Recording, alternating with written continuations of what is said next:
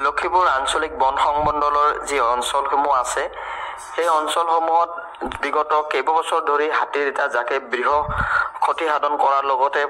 প্ৰাণহানি কৰিছে আৰু যাৰ হেতুকে যোৱাকালি মানাক ৰাষ্ট্ৰীয় উদ্যানৰ ফালৰ পৰা দুটা হাতী লৈ অহা হৈছে আৰু এই হাতী দুটাৰ সহায়ত বৃহৎ হাতী জাকৰ এটা ডাঙৰ দান্তাল হাতীক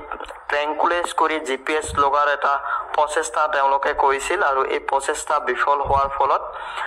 আজি আকৌ এই প্ৰচেষ্টাটো পুনৰাবৃত্তি কৰিবৰ কাৰণে দুটা হাতীটোৰ ইতিমধ্যে বলাইখামাৰ বজাৰ ক্ৰছ কৰি সেই হাতীৰ জাকটো থকা পিনে মুভ কৰি আছে গতিকে আজিও তেওঁলোকে এই প্ৰচেষ্টাটো ল'ব আৰু আমিও আশা কৰিছো এই প্ৰচেষ্টাটো সম্পূৰ্ণ হওক কিয়নো বিগত কেইবছৰ ধৰি এই বৃহৎ হাতী জাকটোৱে এই অঞ্চলবাসীৰ খেতি পথাৰে আদি কৰি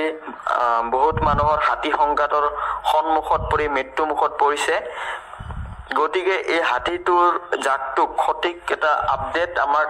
অঞ্চলবাসী তথা ডিপাৰ্টমেণ্টে পালেহে এই সংঘাতটো কিছু ক্ষেত্ৰ ৰোধ কৰাত সহায় হ'ব কিয়নো